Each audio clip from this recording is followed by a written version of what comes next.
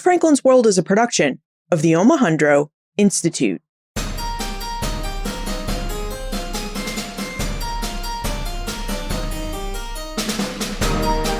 Hello, and welcome to episode 264 of Ben Franklin's World, the podcast dedicated to helping you learn more about how the people and events of our early American past have shaped the present-day world we live in. And I'm your host, Liz Covart. So history tells us that the American War for Independence ended with the 1783 Treaty of Paris. But when we take a closer look at North America, we can see that the Treaty of Paris didn't actually bring peace to North America. Now, the Treaty of Paris did end the fighting between the United States and Great Britain, but warfare and violence continued to wage on between Americans and Native Americans. So, how did the United States work to bring peace within all its claimed territory after the Revolution? Michael Oberg is a distinguished professor of history at the State University of New York, Geneseo, and he joins us today to investigate one way that the United States looked to make peace. And that way was by working with the Haudenosaunee or Six Nations people to craft a treaty, specifically the 1794 Treaty of Canandaigua. Now, as we investigate the Treaty of Canandaigua, Michael reveals why the Six Nations and the United States needed a treaty agreement in 1794, the different cultural and political viewpoints both sides had to negotiate during the treaty-making process, and the 1794 Treaty of Canandaigua, its articles, and all the work it has done to bring and keep peace. But first, can you believe it's already the second week of November? I really can't, except that every time I step outside, I'm reminded that New England's weather has turned gray and cold. But fortunately, for those of us who do live in areas of the world which we love, but also leave us wanting for a bit of blue sky, sun, and warmer temperatures this time of year, Ben Franklin's World now has the power to brighten our days with all its fun sweatshirts, mugs, tote bags, and hoodies. You can see for yourself at benfranklinsworld.com/shop. Plus, any purchase you make from benfranklinsworld.com/shop should help warm you up with that warm feeling that comes from knowing that you helped out.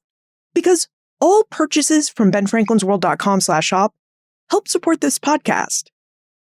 Okay, are you ready to dive into our exploration of Native American diplomacy and the Treaty of Canandaigua? Allow me to introduce you to our guest historian.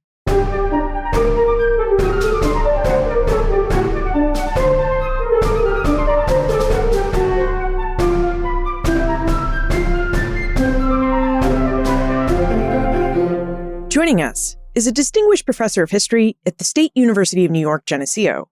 He's a specialist in the history of early America and in Native American history. He maintains a blog called Native America, A History at michaelleroyoberg.com. And he's written numerous books, including Peacemakers, The Iroquois, the United States, and the Treaty of Canandaigua, 1794. Welcome to Ben Franklin's World, Michael Oberg. Thank you, Liz. It's a pleasure to be here. Every November 11, delegates from the United States and the Six Nations of the Iroquois Confederacy find themselves in Canandaigua, New York, to commemorate the 1794 Treaty of Canandaigua. Michael, would you tell us about the Treaty of Canandaigua broadly and about this annual commemoration of it? I love the commemoration. I don't live that far away from it, and I try to get my students to go to it as well. The Treaty of Canandaigua was an important treaty between the United States and the Six Nations of the Iroquois. And by Six Nations, if you think of a map of New York State, we mean from east to west, the Mohawks, the Oneidas, the Onondagas, south of today's Syracuse, the Cayugas, and the Senecas. And in the 1720s, the Tuscaroras completed a movement northward from North Carolina to become the Sixth Nation. And although the American Revolution created this sort of a diaspora for Haudenosaunee people, and there are Haudenosaunee communities in New York and in Ontario and Quebec and in Wisconsin and Oklahoma as well, they all recognize the significance of this treaty. And the Treaty of Canandaigua is important because in it, the United States recognizes the sovereignty and the nationhood of the Six Nations. They come together to celebrate the fact that they remain native nations within the boundaries of New York State. They are well aware that if any number of people had had their way, the Six Nations would be gone, right? They have endured epidemic disease. They have endured invasion of their homelands, efforts to eradicate their culture and dispossess some of their lands. So each November 11th, they are there, asserting their continued existence as native nations. And that's a cause for celebration. And look, there are about 370 some treaties that the United States entered into with Indian nations from the beginning of the United States up until 1871, when treaty making was ended. And these treaties do all sorts of things. They can obviously restore peace after periods of warfare. They can include cessions of lands where militarily defeated native people give up their lands to the United States. They include provisions at times whereby government agents will re-educate and quote unquote civilize native peoples and provide them with plows and livestock and spinning wheels and seed and things like that. They do recognize a degree of Native American nationhood, right? Treaties are, in a sense, international agreements. But it's important to remember that at the same time, they can serve as instruments of colonial control. So, for example, the United States might obtain in a treaty the right to regulate the internal affairs of an Indian tribe, to name its leaders. It will claim an exclusive right to purchase their land that, in effect, reduces their value significantly by excluding all other potential buyers. And it's through the instrument of treaties that millions of acres of Native American land become part of the United States. And so I don't want to romanticize treaties, right? Many of them were deceptive and fraudulent and coercive. There's a genuine power relationship, but they're also cultural encounters where Indians argued with their would-be overlords. And in my field, Native American history, the story of Native peoples in the United States is all too often told as a story of defeat and dispossession. And there's dispossession and defeat enough. But this treaty at Canandaigua, in my view, allows us to draw a different interpretation in the form of a comparatively brief treaty that recognizes the right of the Six Nations to the free use and enjoyment of their lands. That's a phrase that's used a couple of times in the treaty, the free use and enjoyment of their lands. And at the commemoration, they continue to assert that in the face of many efforts to drive them out and control their right to use their land, they remain committed to living as they choose on lands that remain their own. And that's why I think this commemoration is so significant. It started out as sort of a civic boosterism thing by citizens of Canandaigua, this was an important historic event that happened in our town. It's become, over the last several decades, a Native American event. The Iroquois marched from Canandaigua Primary School in 1794. The Six Nations camped in what is now along a brook that runs through what is now the playfield at this school to the Ontario County Courthouse in Canandaigua, where the treaty negotiations took place. And at this commemoration, there are large numbers of Haudenosaunee people, Iroquois people. There are representatives from the Society of Friends, the Quakers, who in 1794 witnessed the treaty proceedings and left us, historians, with some of our most important accounts of the negotiations. There are city and county officials, there are state legislators there. And after a commemoration at the grounds where the treaty was negotiated, there's a return to the primary school where there is food and social dancing and a historical address. I believe this year is going to be offered by a descendant of Timothy Pickering, who was the American commissioner who negotiated the treaty. You mentioned how treaties are agreements between nations, diplomatic tools that recognize the sovereignty of nations. And I'm curious, why did the United States and the Six Nations need a treaty in 1794? What was it about their respective sovereignties that really needed to be resolved or affirmed in a treaty? I think it's important to recognize the significant weakness of the United States right after the Revolution. The United States had defeated Great Britain with the assistance of France, but it had limited military resources, limited power, limited instruments it could use to assert its control over the people it professed to govern. It also faced significant financial difficulties in funding and operating a government. And one way out of that particular problem was the acquisition and sale of Native American lands. In both the United States and the several states worked quite aggressively and at times coercively and deceptively to acquire lands from Native people really along the length of the United States. And the first Constitution of the United States was the Articles of Confederation, and it was ambiguous in its 9th article in defining state versus national authority to acquire Indian lands. And states like Georgia and New York in particular were quite aggressive in working to obtain Native American land. Now, the United States Constitution of 1787 eliminated some of that ambiguity, and the first federal Congress in 1790 enacted the first of a number of what were called Indian Trade and Intercourse Acts that were designed to give the national government the authority to regulate those instances where Native peoples and American citizens came into contact. The United States wanted to acquire, on one hand, American Indian land, but it wanted to do so in a manner that was regulated and accomplished without expensive wars that the United States could ill afford. And the Constitution on paper, right, it provides the federal government with a massive amount of power, but not the means to use it. And settlers continued to encroach on native ground. The several states, at times in defiance of federal authority, continued to purchase Indian land. So it's not surprising that this exploded, most importantly for our purposes, in the Ohio country, what in 1787 was called the Northwest Territory. Powerful native nations out there who had aligned themselves with Great Britain during the Revolution. They may have been battered during the Revolutionary War and they'd seen their towns burned, but they still possessed the ability to resist. And they organized an intertribal resistance. I'm speaking here of groups like the Shawnees and the Delawares, Weas, Miamis, dozens of others. And in 1790 and 1791, these Northwestern Confederates defeated American armies. You had Colin Calloway on your show a while back talking about the latter of these two defeats, a battle in which 20% of the armed forces of the United States were wiped out in a single day. And should the Iroquois in New York, and especially the Senecas, who were the westernmost and the most powerful of the Iroquois nations, should they side with the Shawnees and their many allies, the entire northern American frontier stood open to attack.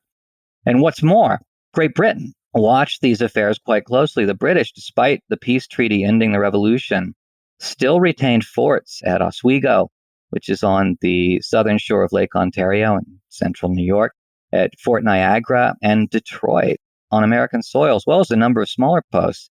And some British officials, after watching these defeats of American armies in 1790 and 1791, began quietly discussing the idea of erecting a neutral Indian barrier state with its southern border being the Ohio River.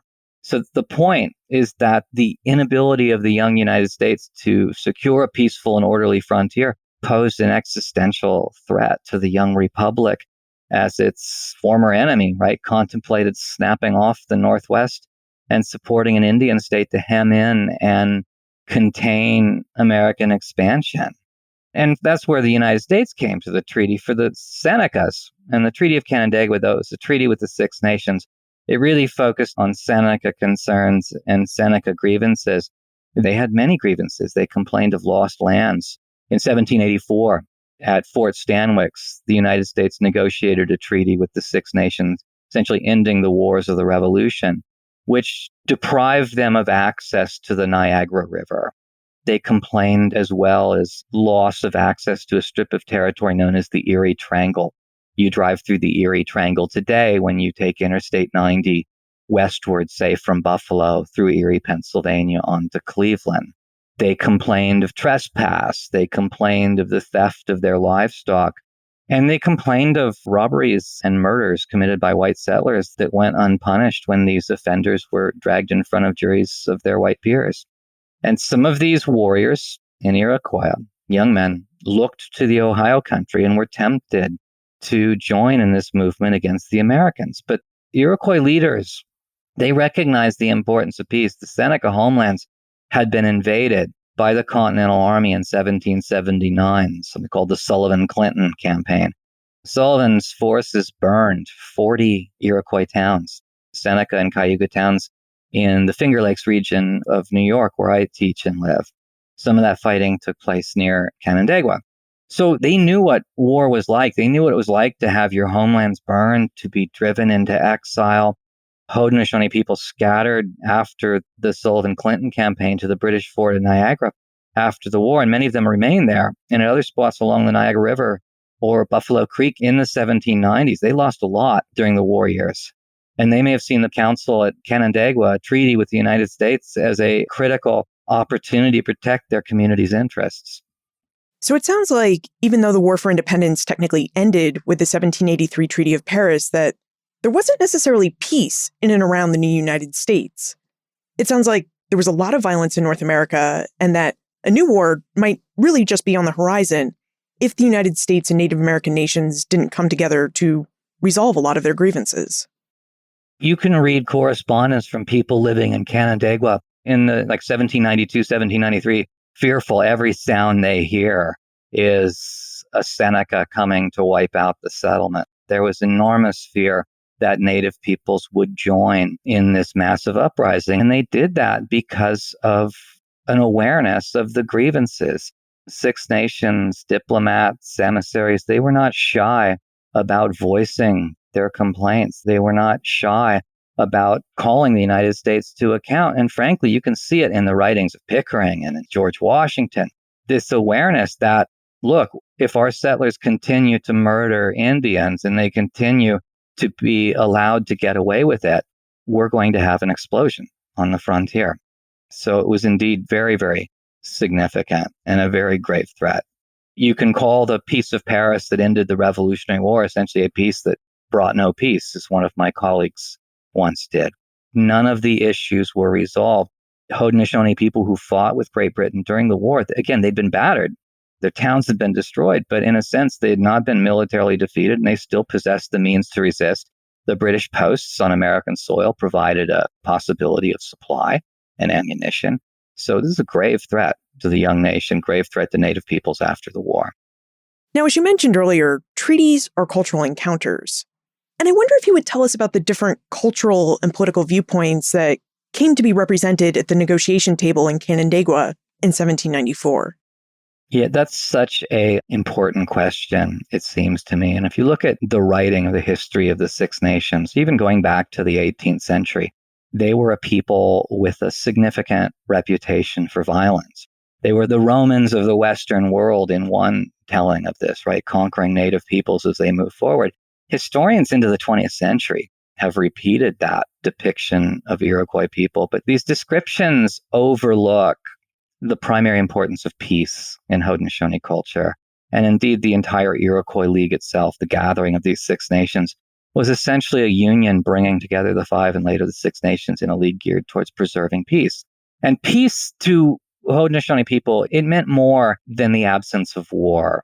Haudenosaunee people describe this, and they still do, as the good mind, right? Peace, power, righteousness. Haudenosaunee people in their founding stories, in their history, in their lived experience, they knew the damage that violence and the resulting grief could do. So they worked out powerful cultural forms to contain this. And like we've said, they were suffering. The loss of land, the invasion, the destruction of towns and thousands of acres of orchards and fields. It was devastating.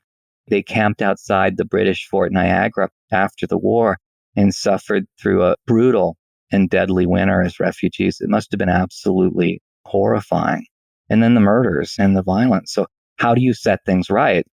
Well, the United States, too, wanted peace. In the administration of George Washington, right, the first president, and the American states, they all wanted to acquire Indian land, right? Selling Indian land provided a means to pay for government expenses without the politically challenging issue of taxation. So they wanted to acquire Indian land, the United States did. They wanted to, quote unquote, civilize Native peoples. They wanted Indians to set aside what Americans viewed as their savagery and learn to farm and dress like their white neighbors and live on less land than they were used to. And the United States wanted to oversee this process to ensure that American settlers themselves capable of extraordinary acts of violence, and not to mention their territorial aggressiveness, didn't start a war that the United States couldn't afford. So treaties became the means to that end. And under the Constitution, right, treaties along with acts of Congress are the supreme law of the land. And the Constitution says remarkably little about Native people, save that Congress in Article 1, Section 8 has the power to regulate commerce with the Indian tribes, commerce, right? And to find what that meant, we have this legislation, the Indian Trade and Intercourse Act, which I mentioned. That law controlled the conduct of white people. There's nothing explicitly stated in the Constitution or in the Trade and Intercourse Act that gave the national government control over the internal affairs of Native peoples, right? They could regulate the relationship only by controlling the settlers. So the Constitution, in this sense, recognizes Native American nationhood, treaties became the chosen means for the United States to assert more control over both native peoples and non-natives along the Anglo-American frontier. So you have two sides at this council who want peace, one out of a deep cultural appreciation of the importance of peace and awareness of its practical value, firmly grounded in a really brutal historical experience, and then a young settler state, right, United States, that just recently established that needs peace as an alternative to expensive warfare. And I'm glad you asked this question because, as a number of historians have pointed out, treaty councils were these encounters. They brought together different groups of people with different values, different language, with a problem that they needed to solve. And for these problems to be solved, they needed to learn how to interact, and not just across the language behavior, but how to behave and how to get things done in a setting where how one did things were sometimes important as what you did. And this is where Timothy Pickering, the American commissioner, becomes such an important person. Pickering had worked his way up through the Continental Army, and in the early 1790s, he's sort of looking for a job. And Washington appointed him in 1790 to begin negotiating with the Senecas. And this began a relationship that lasted well into the 18 teens as Pickering continued to write in defense of the Iroquois. It's Timothy Pickering at his best. He's kind of an unlikable figure later in his career in the Adams administration, but here he's at his best. So in 1790, at President Washington's orders, he traveled to a place called Tioga, which is in northern Pennsylvania, to engage the Senecas in diplomacy to try to solve the problem caused by the murder of several Senecas by frontier settlers. The murderers had been apprehended, but they were acquitted by a jury of their peers. So Pickering sent these messages to the Senecas and the grieving relatives of the deceased and said to meet me at Tioga. And you see Pickering there at this treaty council. He speaks of brightening the chain of friendship. He talks of the great spirit of sunlight and cleared paths and wiping away the tears of the grieving so they can see, and opening their ears so they can hear, and unstopping their throats so they can speak. He spoke at this council of burying hatchets. Pickering, he didn't know this before he met Senecas in 1790. He was being instructed by Seneca leaders named Little Billy and Farmer's Brother and Red Jacket who wanted peace. They taught him how to conduct this diplomacy, right? Though he needed a number of occasional reminders how to do this, the lessons took. Pickering learned how to speak in this idiom of an Iroquois council style to make himself understood. And the extent to which the Senecas coached Pickering and the extent to which he accepted that coaching shows us, I think, how important working out some sort of peace was to these groups. Pickering learned the value of gift giving and wampum beads. These are material objects that make our words, these abstract words, meaningful, right? You can see in his correspondence, Pickering scrambling around New York and Pennsylvania, trying to find the wampum beads necessary to carry out the diplomacy. Pickering also understood how much Haudenosaunee people distrusted the treaty process. So he worked to find trustworthy interpreters. He welcomed Quaker observers to the treaty grounds at Canandaigua. The Quakers were held in relatively high regard by Haudenosaunee people, and their presence helped establish the trust necessary to establish a good mind. Okay, so we now know that both the United States and the Haudenosaunee people want the violence to end, and they want the sovereignty and independence of their nations recognized by the other. So they come together in 1794 at Canandaigua, New York, to try to figure out how to accomplish all these ends. Michael, why did the parties to this treaty gather at Canandaigua, and how did they negotiate the treaty?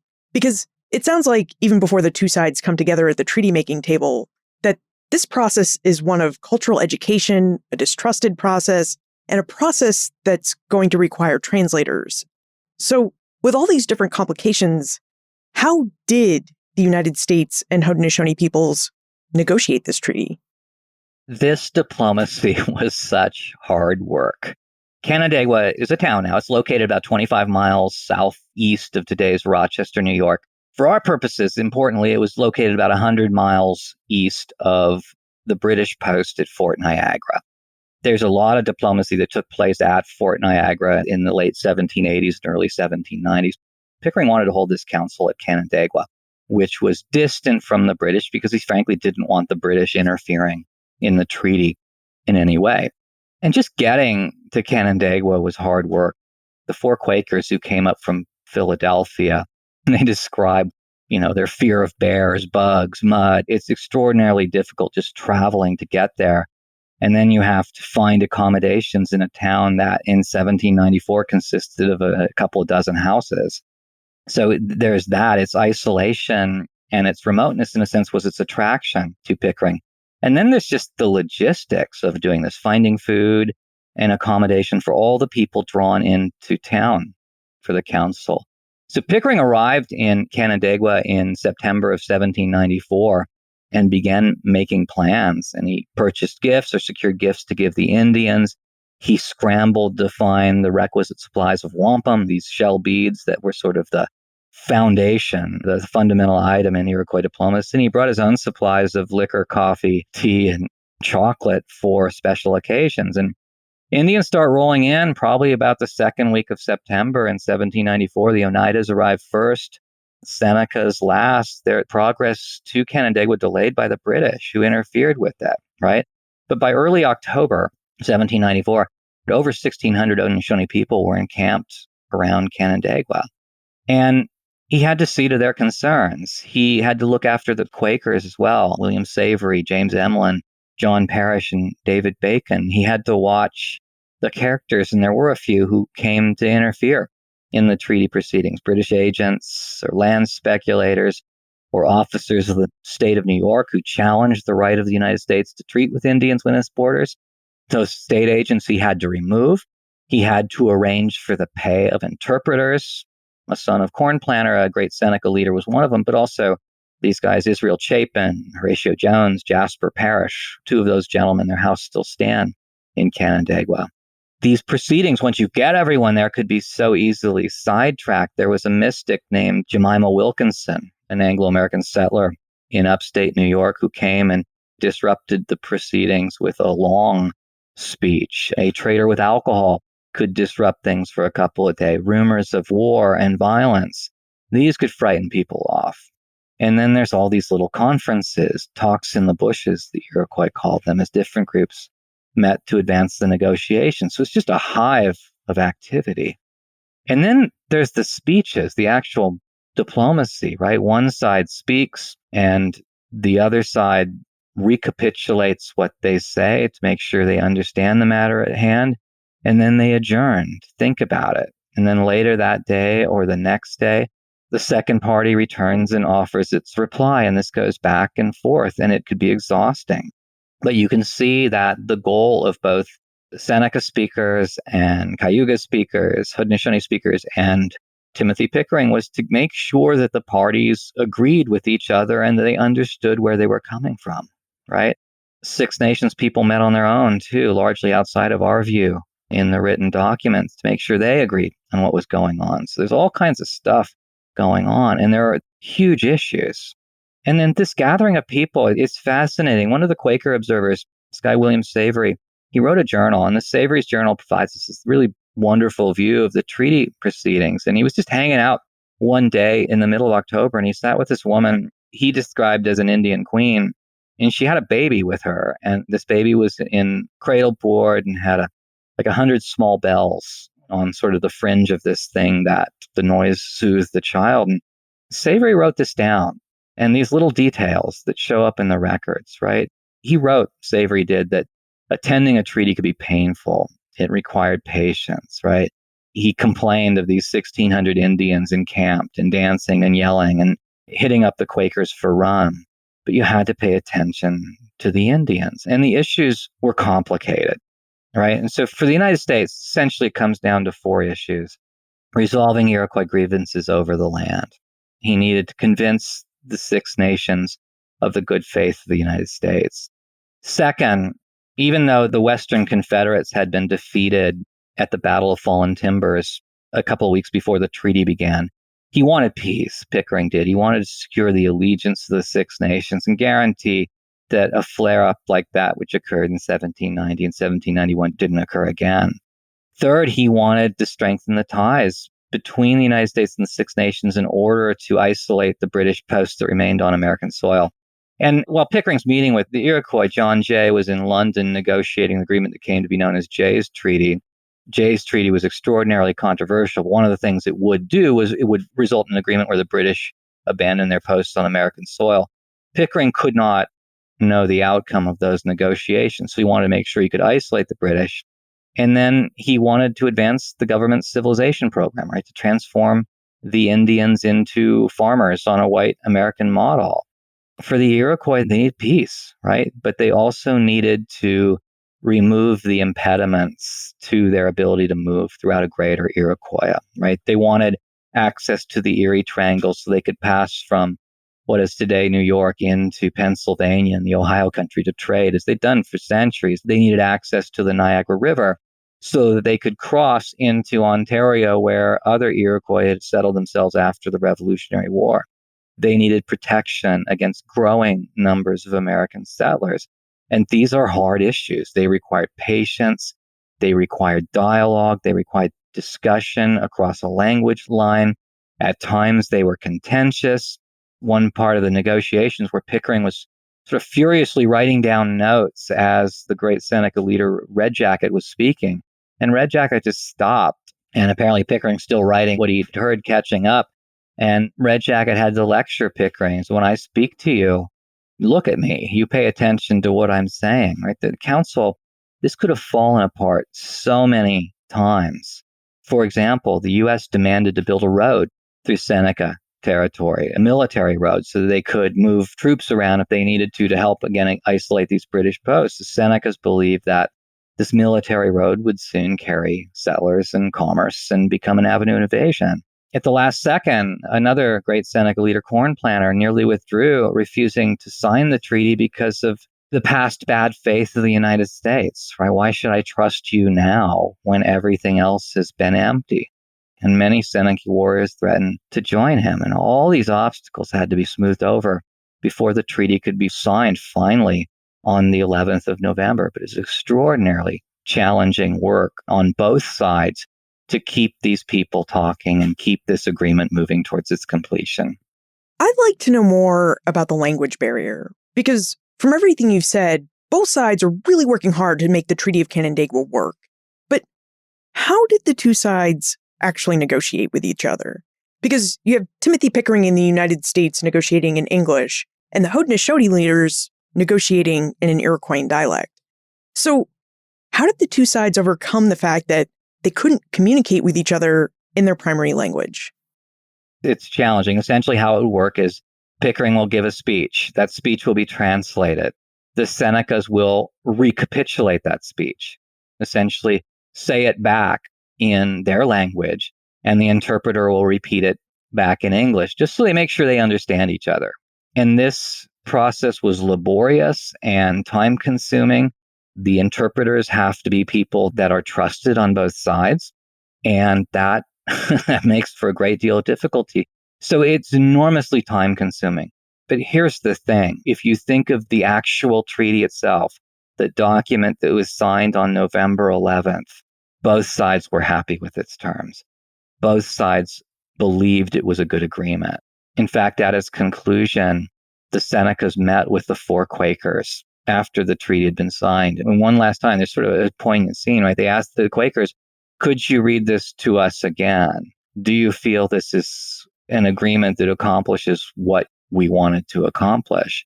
And they constantly got that assurance. So there's translation and interpretation working at multiple levels.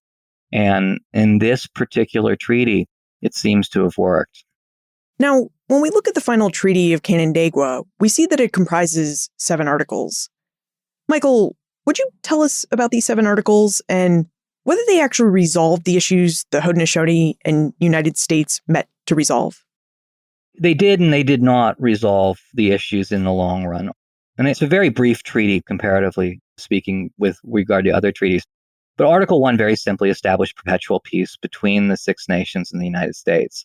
And even though the risk of the Iroquois joining with the Northwestern Confederates had been eliminated in the summer of 1794 by the Battle of Fallen Timbers, and even though Pickering knew that the British had provided no shelter to Indians fleeing that battlefield site in 1794, he recognized that the Senecas had grievances and they had warriors, and he wanted to work out peace, right?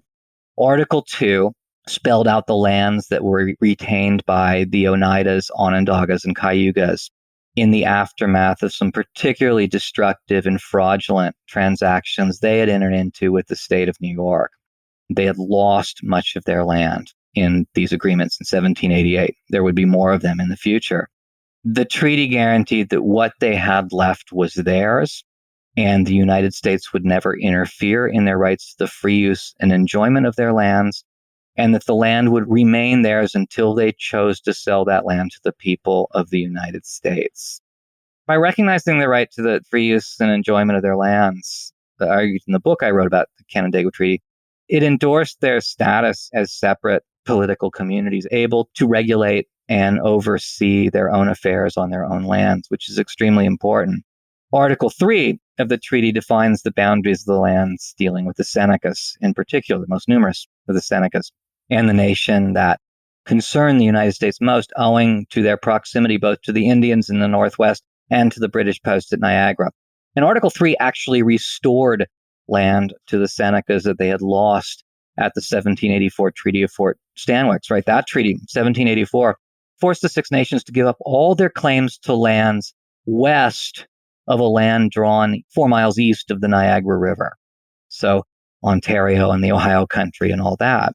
That had the effect of cutting off the Senecas and other Iroquois people from their kin who'd resettled at Grand River in Ontario after the war. It restricted their freedom of movement.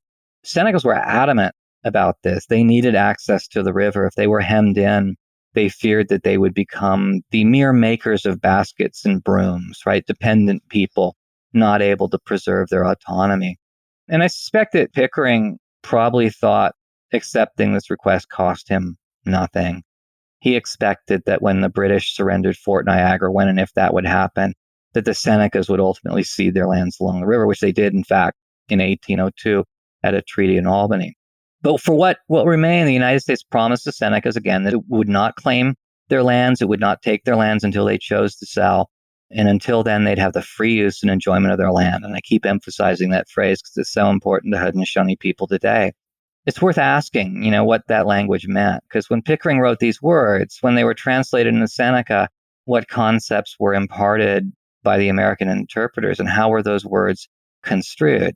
And Haudenosaunee people see this as a recognition of a relationship they call Gaswenta, something represented by the two-row wampum belt. This is a controversial interpretation in New York, but essentially this two-row wampum belt, it consists of two dark parallel bands of beads on a field of white. And it's said to represent two paths, right? Two boats in one stream, one Haudenosaunee and one European or American. And they follow their paths, right? They follow their parallel paths, but the lines never cross, non-interference. You do what you want on your lands, and we will have the free use and enjoyment of our own lands. And that's a significant quality to this agreement. Article 4 of the treaty adds to this, and this is significant, right? Beyond the lands recognized in the Canandaigua Treaty, the Six Nations agreed that they would never claim any other lands within the boundaries of the United States. So Pickering assumed that ultimately the Six Nations would sell their remaining lands. The United States would continue to grow. It would expand. Iroquois would not. It was finite. And it was important to Pickering that the United States oversee this process, right? That's the purpose of the Trade and Intercourse Act, to keep the states out. But for him, the Haudenosaunee estate would never grow. They would be protected in what they have, but everything else would eventually go away. And in Article 5, this is the road, right? The Senecas granted the United States the right to make military roads through their lands in order to support their defenses along the Niagara frontier. And indeed, there would be considerable fighting along this frontier during the War of 1812. So Americans obtained the right to the free and undisturbed use of this road for the purpose of traveling and transportation. Article 6 has to do with quote-unquote civilization. Pickering, along with the federal policymakers in this area, they wanted Indians to transform themselves. They wanted Indians to become Christians, to begin farming the land like white people did, to dress, to settle down, to learn English, essentially to blend in and disappear. So in return for signing the treaty, the United States agreed to pay to the Six Nations a quantity of goods. I think it was about $10,000 worth of goods And then, more importantly, the United States would provide them with an annuity, an annual payment valued at $4,500 a year, which would be expended forever, right, to buy clothing and domestic animals and agricultural tools, implements of husbandry, and other utensils suited to their circumstances, and also to compensate craftsmen who could show them how to learn some of this farming life. And though this element of the treaty advances the government civilization program, it also provides the Six Nations with access to material goods and instruction in an environment where many Senecas recognized they did need to adjust their way of life given the increasing number of settlers in the area. Seventh article provided an instrument for keeping peace. And again, as I've mentioned a couple of times, white settlers in New York and Pennsylvania murdered Senecas. Settlers robbed Seneca travelers moving through the woods. Under the treaty, Article 7, if they received injury, they could complain to American agents for redress and relief. It was difficult to get convictions of these criminals who plagued the Iroquois, but the desire to provide some instrument for preventing violence was essential. And similarly, if the settlers experienced some injustice at the hands of the Iroquois, the settler could pass along his or her complaint to the sachems of the Iroquois, the leaders, or to the nation involved so that remedies could be provided. And when that was done, prudent measures, that's the language in the treaty, prudent measures will be pursued to preserve our peace and friendship unbroken. The treaty is designed to prevent small flare-ups from exploding into violence. It ends up not protecting their lands as well as we want, but the treaty itself was a significant achievement. So with this treaty agreed upon, both Pickering and the Haudenosaunee diplomats go home to their respective governments. Which begs the question, how did those respective governments receive the treaty? How did the broader United States and Six Nations think about the Treaty of Canandaigua? It was a hope, right? It provided hope that there would be some peace. It provided hope that the state of New York, for instance, would be restrained. It was viewed by Haudenosaunee peoples as a good agreement. Pickering, too, was hopeful that this treaty would solve problems on the frontier. And indeed, when it made it back to the nation's capital, it was quickly ratified by the Senate. It was quickly proclaimed by the President of the United States and went into effect without much discussion at all. It was considered a workable solution to a problem that for a span of years had threatened the United States quite significantly. And how does the Treaty of Canandaigua compare with all the other treaties the United States has negotiated with different Native American groups? I think you said earlier that we're looking at 370 different treaties. Yeah, we have 570 some Native nations with whom the United States has relationships. And like you said, 370 treaties. And a number of things make this treaty stand out in contrast with other Native treaties. At an obvious level, and kind of simple level, is its brevity. It's much more precise than other treaties. A second point I think that makes it significant, it is not a treaty dictated to militarily defeated people. It was a treaty negotiated by representatives of the United States with Native nations whose allegiance and friendship it needed, right? So to a greater extent than most, the language of Canandaigua recognizes Native American nationhood in a meaningful way. And if we think of that phrase, the free use and enjoyment of their lands, and that these lands can't be taken from them until they choose to sell them to the people of the United States, we have a situation where Haudenosaunee people can do what they want on their own lands, right? Kaswenta, I mentioned this before, the parallel lines. Native peoples and non-native peoples sharing a space, but the lines remain parallel and they do not cross. And I think what's more, the language of the proceedings before it was negotiated, owing to Pickering's writings and the writings of the Quakers who observed the treaty, we have a really full record of what was said at the council. And in a lot of American Indian treaties, you'll see this language of fathers and children, right? A paternalistic great white father of the United States talking down to his red children. And some Senecas, when, for example, they traveled to Philadelphia for a meeting with President Washington, they did refer to the president as father. It wasn't uncommon in dealing with George Washington. But at Canandaigua in 1794 and at the smaller councils held in 1790 and 1791, which preceded it, and again, these are councils where Pickering was essentially learning how to conduct diplomacy, the Iroquois and the Americans addressed each other as brothers, no distinction between elder and younger, but as equals who stood on an equal plane. So this is no treaty of subordination or defeat or subjugation. And true, the Northwestern Confederates, they had been defeated before the treaty, and Pickering knew this. And he knew there was no immediate threat that Iroquois people would join up with the Shawnees and others and lay waste to the American frontier. He knew that the British offered them only more discouragement after the Battle of Fallen Timbers, when defeated Indians ran towards a British fort. And despite all the British talk before that, British kept the gates closed. He knew as well that Jay was in England attempting to negotiate some kind of agreement. But he also knew that Native peoples had been smashed before through invasions and that they'd regrouped, and that peace was cheaper than war for a new nation that was essentially as broke as the Ten Commandments in a sense, right? They had nothing. And an agreement with the Haudenosaunee would benefit the United States, the individual states, and the United States. And look, there are so many treaties, and so many of them have been broken and ignored, right? Canandaigua's legacy is a mixed one, but this one is still commemorated. It's still honored. It's still celebrated by Native people who, again, if any number of people had their way, they would be gone, erased, right? Wiped out, dispossessed, their culture eradicated, their governments eliminated, their people assimilated. And that we're still celebrating this treaty 225 years later is, to me, an amazing thing. And one of these connections between the past and present that makes being a historian of vast early America really interesting. Doesn't happen that often for early American historians, but we get to be relevant to a current day debate. So it sounds like the fact that the Haudenosaunee in the United States still commemorate this treaty today is really an indication that the Treaty of Canandaigua has fared quite well over the last 225 years, that it really made progress in preventing violence and trying to protect land. Well, it has, but it's a mixed bag, right? The good news is that the Haudenosaunee people in the United States still honor it. The Haudenosaunee people are assertive about their right to the free use and enjoyment of their lands. The payment of the annuity, $4,500 expanded yearly forever, that matters, right? When that annuity payment was delayed, Native peoples complained. They relied on that payment. But there's the bad news as well.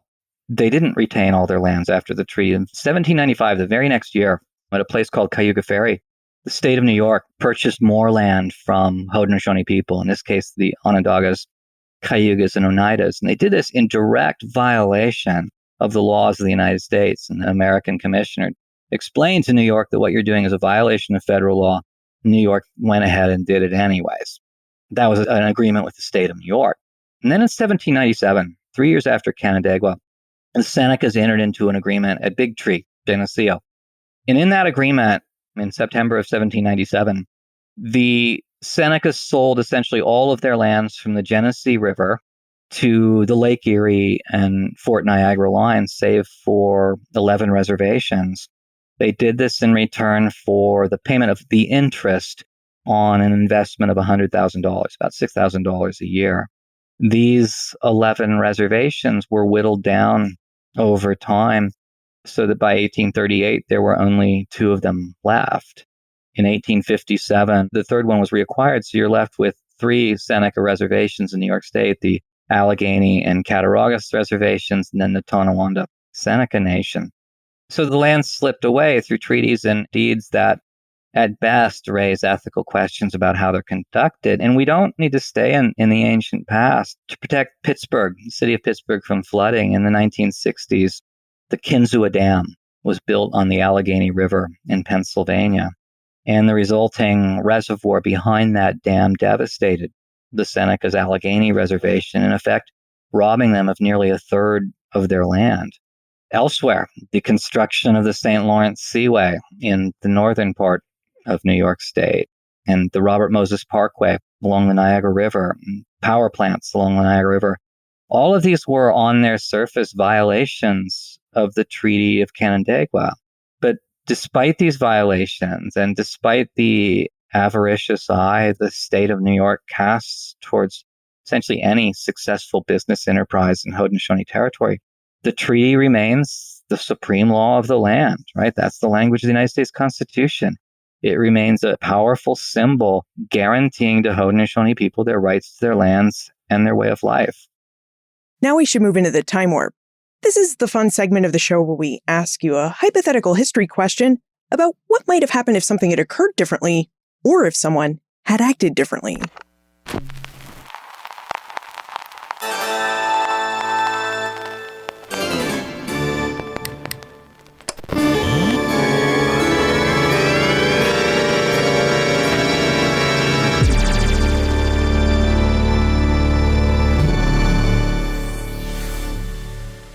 In your opinion, Michael, what might have happened if Six Nations leaders and the United States government could have communicated with each other in one common language?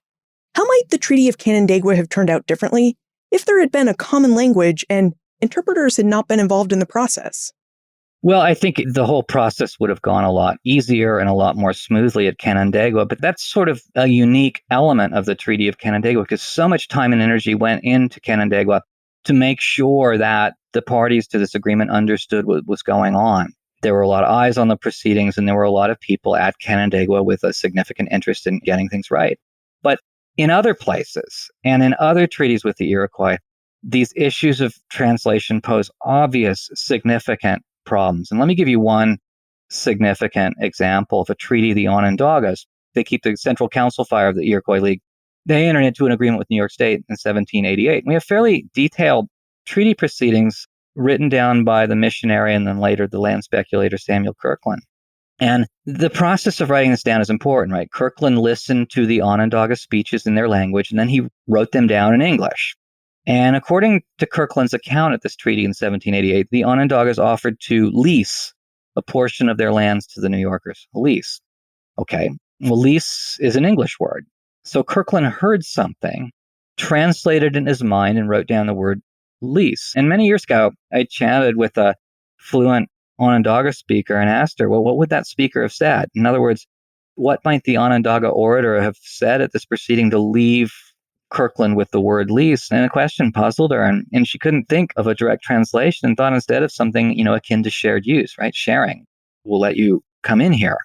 Now, in the actual treaty agreement in 1788, Kirkland ignored all of this, and the actual document uses the word sell and sale, right, after signing, and they gave up all their lands. And here's the fascinating thing about the translations. After signing it, the document says, after ceding their lands to the state of New York, the Onondaga orator Blackcap, he says he's happy with this treaty. He's satisfied with it because he said it guaranteed to us every privilege, that was words he used, every privilege deriving from those lands, including the right to hunt and fish. He still owned it in his view. So it's a perfect case of how language and translation challenges could turn treaties into instruments of dispossession when words were changed and words were altered. So, Michael, what aspect of Native American history are you researching about now? I've been working for the past several years on a history of the Onondaga Nation from the formation of the Iroquois League up to some point very close to the present. And I've been at this for about 4 or 5 years. I do other things. And I'll probably be at it for another 4 or 5 years. It's been a huge, huge project, but I'm looking forward to getting back to it. And if we have more questions about the Treaty of Canandaigua or the history of Native American New York, how can we get in contact with you? You can get in touch with me with my campus email address, which is my last name, Oberg, @geneseo.edu. You can also go to the website that you mentioned at the beginning of this, michaelroyoberg.com, and get in touch with me there. Michael Oberg, thank you for taking us through the 1794 Treaty of Canandaigua. It's been my pleasure, Liz. Thanks for having me. In 1794, the Haudenosaunee in the United States negotiated the Treaty of Canandaigua to bring peace, protect lands, and confirm nationhood. As Michael related, this was a hard treaty to work out. Both the people of the Six Nations in the United States wanted peace and prosperity, and so both sides worked really hard to overcome what at first glance must have seemed like huge obstacles. Different cultural viewpoints, different ideas about land, justice, and what it meant to be civilized, and of course, 2 different languages. So this is why the process of treaty making took many years. Before the Haudenosaunee would treat with the United States, they had to teach Timothy Pickering how to conduct Haudenosaunee diplomacy, and Timothy Pickering had to be receptive to these lessons. Even then, by the time both the Haudenosaunee and the United States convened treaty negotiations at Canandaigua, so many things worked to disrupt these peace talks, like cultural misunderstandings, wayward meddlers, and language. But in the end, both parties stuck it out, and the end result was a treaty of 7 articles that sought to ensure peace, secure lands, and recognize the sovereignty of both the 6 nations and the United States. Now, as Michael noted, the Treaty of Canandaigua has a mixed legacy. The treaty didn't do a complete job of ending all violence between settlers and the Haudenosaunee, nor did it protect Haudenosaunee lands to the extent that both the Haudenosaunee and the United States had hoped it would. But there is the good with the bad. Today, the Treaty of Canandaigua still stands as an honored agreement. It's an agreement that recognizes the sovereignty of the 6 nations, and it reminds us that in 1794, the United States really wanted and needed the friendship of the Haudenosaunee people. And that's why both parties still honor the Treaty of Canandaigua today. It's an enduring symbol of Haudenosaunee sovereignty and friendship. You can find more information about Michael, his book about the Treaty of Canandaigua called Peacemakers, plus notes and links for everything we talked about today on the show notes page. benfranklinsworld.com/264. If you enjoyed this episode, please tell your friends and family about it. Production assistance for this podcast comes from the Omohundro Institute's Digital Projects team. Joseph Edelman, Martha Howard, Kayla Pittman, Holly White, and Karen Wolf. Breakmaster Cylinder composed our custom theme music. Finally, the early United States conducted a lot of diplomacy, both within North America and abroad. So, is there an aspect of this early diplomacy you've always been curious about? Let me know, and maybe we can cover it in a future episode. Liz@benfranklinsworld.com. Ben Franklin's World is a production of the Omohundro Institute.